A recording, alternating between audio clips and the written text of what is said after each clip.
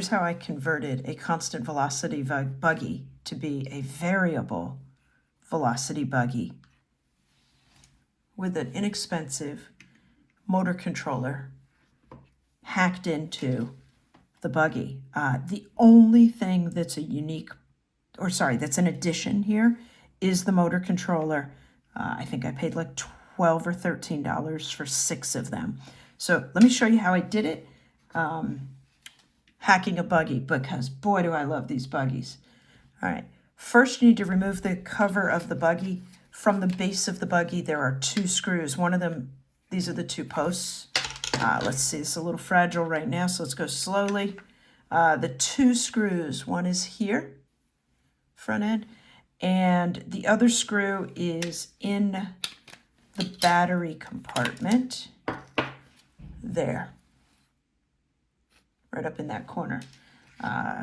So those are the 2 screws that connect to the 2 posts in the cover. Take those screws out. Take the cover off the buggy.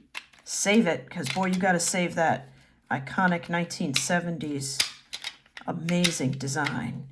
After you take the cover off the buggy, get yourself a pair of wire snips, and I want you to snip off 3 pairs of wires. The 3 pairs of wires go to the 2 headlights and the tail light, right? So the headlights and the tail light blink intermittently, and that is a separate but fascinating story for how that's worked out in here.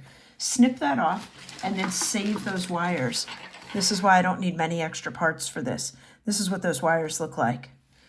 They're incredibly fine gauge wire, but they'll work for our purposes. So snip them out, because we're going to reuse them.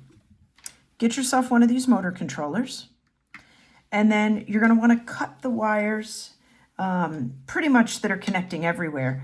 You want to leave a pair of wires coming off the motor. On mine, they're a black wire and a red wire. And you want to leave in place as much as you can the red wire coming out of the battery compartment and the capacitor. I believe the capacitor is used for starting, has to do with the way the motor draws energy at the beginning, I think. So anyhow, I left that there. It still works. And then I left the black wire on the back of the battery compartment. So to note, coming off the motor, there's a red wire and a black wire. Coming off the battery, there's a red wire and a black wire. Originally, there were some wires connected here, and if you turn the wheels, you can see what they were used for, but just snip those off. You've got 4 wires. The motor controller has 4 screw posts. The problem was this wire from the front end to the battery compartment was super duper short and was not going to reach this guy. And in fact, I ultimately want to be able to mount that motor controller somewhere on the exterior of this. But anyhow, I reused the wire from the lights here just to extend. So this guy now works, and let me just demonstrate. I have 2 C-cell batteries in the buggy, you know, the standard batteries. And my goal was to create a variable velocity buggy. So let's turn it on. I'm going to try and keep my fingers out of the way. Let's turn this on. Note the red light here. I am getting power. Oh, you like a slow buggy? I got you for a slow buggy. Medium speed. Oh, you like you a high-speed buggy? I got you.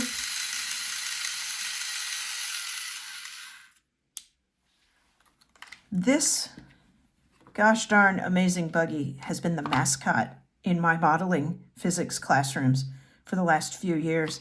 And now that I can run the buggy at lots of different speeds, I am super excited. I want to mount this somewhere. It'll be there either in the seat area or maybe on the hood. Still working on that, but I wanted to get this out as soon as possible. Oh, yeah, it's so cool. The description to this video is going to have the link to where I got these motor controllers from. Bye, guys. Happy modeling.